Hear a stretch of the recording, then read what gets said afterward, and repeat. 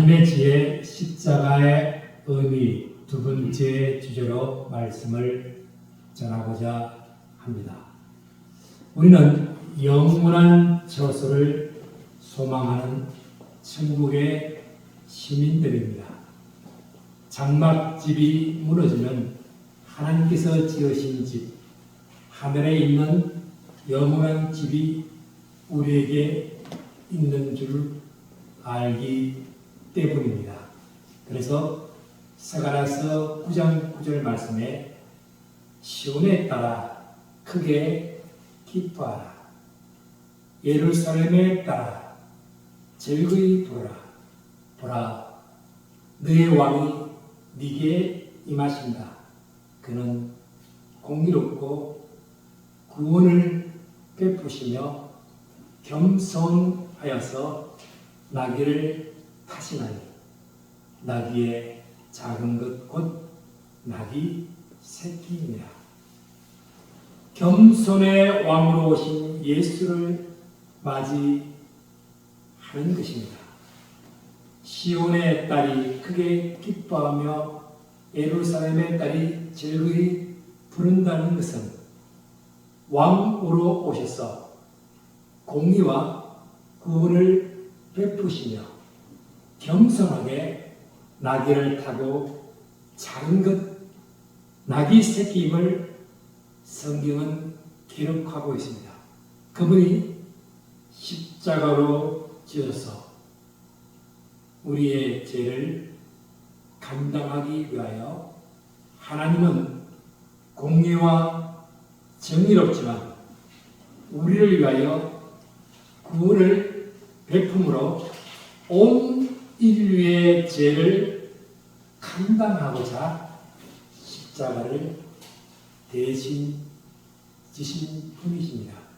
그래서 스가랴서 9장 16절에는 이날에 그들의 하나님 여호와께서 그들을 자기 백성의 양떼같이 구원하십니다. 그것은 롯뱀의 사건과 같이 십자가를 바라보는 자, 곧 죄인임을 고백하고 예수 그리스도를 믿는 자입니다. 예수 그리스도를 믿는 자는 구원을 얻고 그들의 왕관의 보석같이 여호와의 땅에 빛난다고 했습니다. 그것은 천국 잔치의 향연을 맛보게 되는 것입니다. 그래서 17절에 그의 형통함과 그의 아름다움이 어찌 그리 큰지 곡식은 청년을 새 포도주는 처녀를 강건하게 하리라. 겸손의 왕, 평강의 왕으로 오신 분은 이렇게 십자가의 의미를 구약은 기록하고 있습니다. 그래서 이사야서 53장 4절에 그는 실로 우리의 질고를 지고 우리의 슬픔을 당하였거늘 우리는 생각하기를 그는 징벌을 받아 하나님께 맞으며 고난을 당한다 하였노라.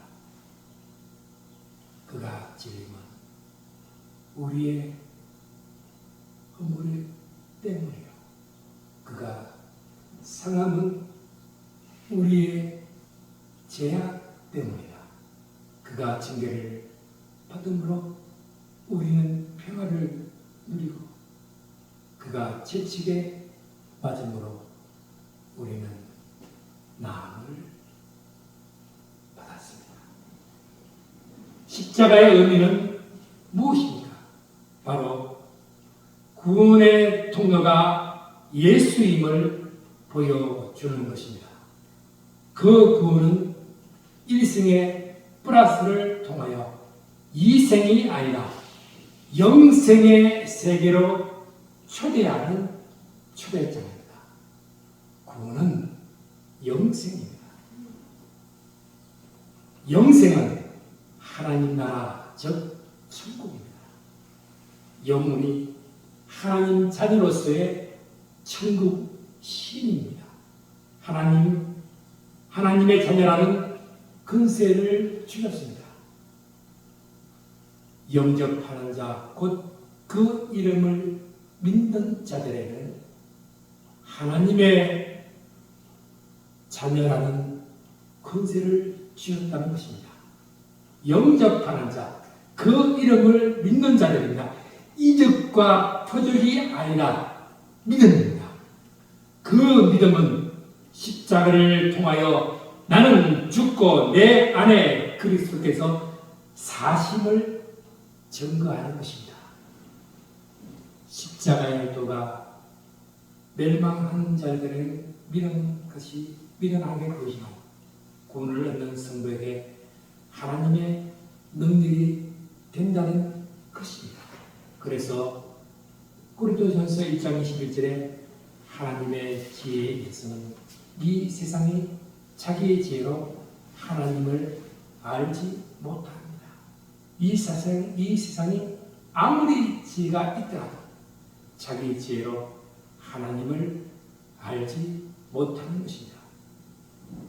하나님의 지혜는 하나님만이 그 지혜로 사람을 구원하십니다. 하나님께서 전도에 미련한 것으로 믿는 자들을 구원하시기를 기뻐하신다고 했습니다. 전도는 미련한 것입니다. 미련한 것으로 통하여 믿는 자들을 구원하시기를 기뻐하신다는 것은 하나님입니다. 그래서 마태복음 11장 25절에 천지의 주제이신 아버지여 이것을 지혜롭고 설계 있는 자들에게는 숨기시고 어린 아이들에게는 나타나심을 감사합니다. 이렇게 된 것이 아버지의 뜻입니다. 아버지의 뜻입니다. 내 아버지께서 모든 것을 내게 주셨다. 아버지 외에는 아들을 아는 자가 아들과 또 아들의 소원대로 계시를 받은 자 외에는 아버지를 아는 자가 없다고 했습니다. 하나님의 지혜는 세상에 미련한 것을 통하여 하나님을 지혜를 알게 됩니다. 깨닫게 합니다. 믿음으로 구원하시는 것이 하나님의 능력이 되는 것이 십자가의 의미입니다.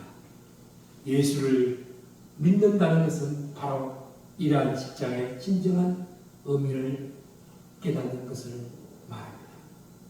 그래서 요한복음 2장 13절에서 22절의 말씀에 예수님이 성전에 들어가신 사건을 기록합니다. 그 성전에 소와 양과 비둘기를 파는 모습을 보게 됩니다. 또한 그들에게 돈을 받고 주는 모습을 보시고 주님은 소와 양과 돈을 다 엎어버리시고 비둘기 파는 자들에게는 이것을 가지고 나가라고 말씀하는 장면이 나옵니다. 그리고 그들에게 내 아버지 집을 장사하는 집으로 만들지 말라는 말씀하셨습니다. 제자들의 반응은 주의 죄를 사모하는 이시 열심히 나를 삼키라는 기억했습니다. 그러나 그런 일을 당한 유대인들은 반응이 받았습니다. 예수의 한 일에 대하여 표적을 구했습니다. 헬라인은 지식을 구하지만 유대인은 표적을 구한다는 바울의 말을 생각나게 됩니다. 유대인들은 예수님이 그러한 일을 하는 합당한 근거가 있느냐는 것입니다. 예수님은 말씀하시기를 너희가 성전을 하라. 그러면 3일에 일으키라. 유대인들은 반응이 냉담했습니다. 이 성전이 46년간 지은 성전을 어떻게 사흘 만에 지을 수 있는가? 아마 그 당시 공법으로는 부수거나 흘러버리는 것도 몇 달이 좋게 걸리는 것입니다.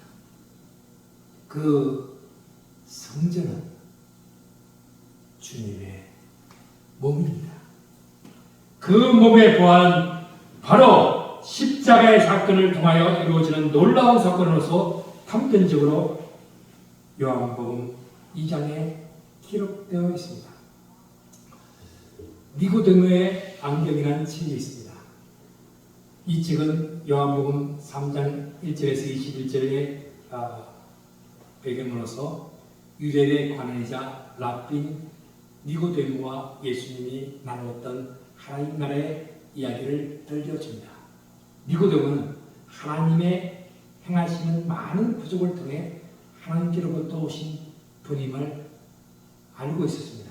하지만 예수님은 사람이 거듭나지 아니하면 하나님 나라를 볼 수 없느니라. 예수님의 말씀의 참 의미를 깨달을 수가 없습니다.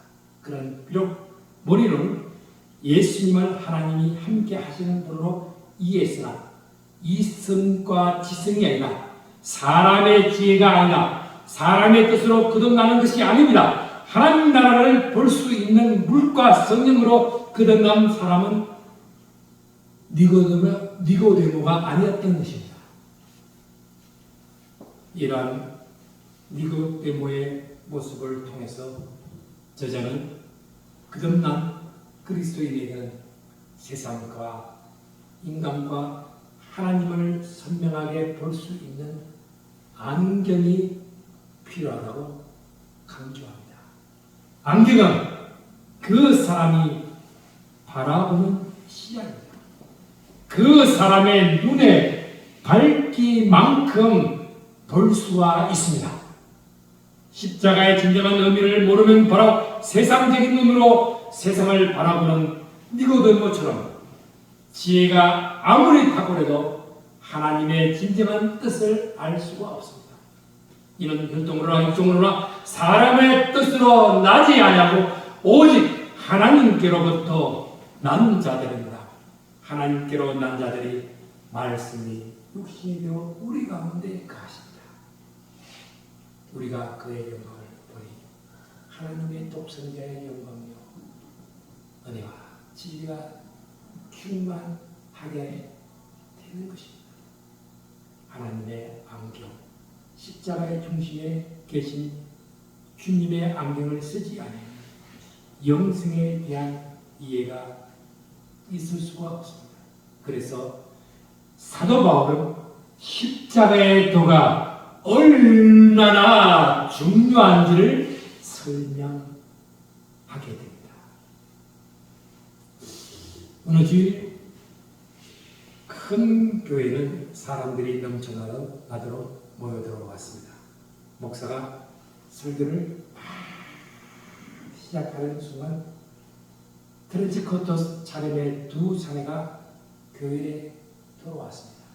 한 사람은 뒤쪽에 남고 다른 한 사람은 한가운데 걸어 나왔습니다. 갑자기 두 사람은 코트에 기관 단총을 꺼냈습니다. 그리고는 중앙에 나와 있는 사내가 소리 질렀습니다. 예수를 위해 총탄을 맞을 각오가 된 사람은 자리에 남고 다 나가라! 공포에 질린 신도들은 아파트 예배당을 떠났고 대부분의 성가대와 부목사들도 순식간에 사라졌습니다. 사내들은 총을 치우거나 목소리를 보고 점잖게 말했습니다. 위선자들이 모두 사라졌습니다. 이제 예배를 보시죠. 6.25 때 실제로 있었다는 전설이기도 합니다. 그런데 네덜란드 선교사 거르텐 붐의 이야기에 또 나온다고 합니다. 바울은 자신들이 전하는 복음이 유대인들에게 끓임이 되고 이방인에게는 믿음인 것으로 취급을 받지만 하나님의 구원의 능력임을 강조했습니다. 예수 그리스도의 십자가는 치유의 능력이 있습니다. 보혈을 지나 아버지 품으로, 보혈을 지나 하나님 품으로 나아가네. 존귀한 주 보혈이 내 마음을 새롭게 한다는 찬양이 있습니다. 공간복음은 3분의 1이 해당하는 내용이 예수님의 이적과 치유 사역입니다. 마태복음 10장 2절에는 예수님의 제자들도 귀신을 쫓아내며 모든 병과 모든 약한 것을 고치는 권능을 주셨습니다. 이 말씀을 읽고 나아가 복음을 전할 때 정말로 많은 이적과 치유의 능력이 나타난 줄로 믿습니다. 나 개인의 능력이 아니라 예수 그리스도입니다. 중요한 사실이 있습니다. 이와 같은 이적과 치유의 능력은 바로 예수 그리스도의 십자가를 믿는 믿음으로 말미암아 가능하게 되었다는 것입니다. 이는 그리스도의 십자가를 믿고 기도할 때 치유의 능력이 나타나는 것입니다. 오늘 말씀을 통해서 우리가 기억해야 할 것이 있습니다. 그것은 모든 질병을 다 거칠 수 있는 것이 아니라는 사실입니다. 모든 질병을 다 치유할 수 있다는 생각은 하나님의 말씀을 잘못 이해한 결과입니다. 오히려 치유의 은혜는 하나님이 주시는 전적인 하나님의 선물입니다. 궁극적으로 우리는 죄로 인하여 다 죽습니다. 치유하시는 것도 하나님의 은혜요, 우리를 천국으로 인도하시는 것도 하나님의 은혜입니다. 사나 죽으나 우리는 주님의 그심을 기억해야 합니다. 아멘. 하나님의 능력이 되는 예수 그리스도의 십자가를 의지하면서 날마다 믿음으로 기도해 할 줄 믿습니다. 그럴 때 하나님은 우리에게 하나님의 방법으로 응답해 주시고 때로는 치유의 은혜를 허락하시고 때로는 하나님의 보좌에 나아가기도 하는 것입니다. 그래서 예수 그리스도의 십자가는 세상을 변화시키는 능력이 됩니다. 변화가 시작될 때 함께 한 인원이 예수 그리스도의 제자들부터 시작합니다. 때로는 베드로, 안드레, 야고보에서 12명의 제자, 120명의 오순절 사건이었기도 합니다. 우리는 이 사건의 주인공이 되어야 합니다. 용천교회는 이 사건의 오순절 사건만큼 부흥으로 가득 차 5,000명이라도 기적을 함께하는 그런 사건이 되어 나와야 합니다. 그래서 그런즉 이스라엘 온 집이 정령하라. 너희가 십자가에 못 박은 이 예수를 하나님이 주와 그리스도가 되게 하시다. 이 말을 듣고 마음에 즐겨 하던 사람들에게 베드로는 계속 말씀합니다. 너희가 회개하여 각각 예수 그리스도의 이름으로 세례를 받고 제사함을 받으라. 그리하면 성령을 선물로 받으라. 이 말을 받는 사람들 세례를 받았습니다. 이날에 제자의 수가 수천이 다하더라고 말합니다. 아브라함 수가 성령이 더 나아가 평범하고 보잘것없는 어부들 성령의 이끌림바 되어 나보다 더 큰 일을 할 때 당시 제사장, 서기관, 바리새인들이 저들의 학식이 없는 자로 어찌 저렇게 탁월한 일을 할 수 있는가에 대하여, 그리고 저들에게 치료받고 회복된 자들이 우리 가운데 있다고 소리질러 그들의 그러한 일을 하지 못하도록 조치하려는 기독권자들의 행위가 오늘날도 일어나고 있다는 것입니다. 사랑하는 성도 여러분, 내가 만난 주님은 참 사랑이었고 진리였습니다. 많은 사람들 참된 진리를 모른 채 주님 곁을 떠나갔지만 내가 만난 주님은 참 사랑이었고 진리이고 소망이었어. 나 예수가 좋다오. 난 예수가 좋다오. 주를 사랑한다던 베드로 고백처럼 나 예수를 사랑한다오. 기도합시다. 내가 그리스도와 그 부활의 근원과 그 고난에 참여함을 알고자 합니다.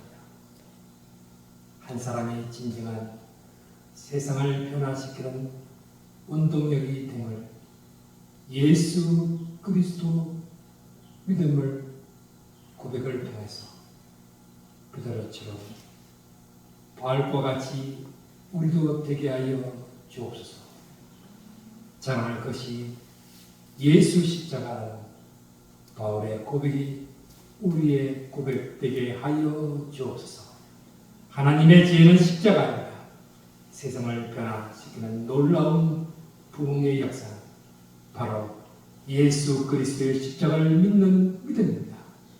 변화받는 한 사람이 전도를 통하여 가정과 교회와 세상을 바꾸게 하여 주시옵소서. 예수 그리스도 이름으로 기도합니다.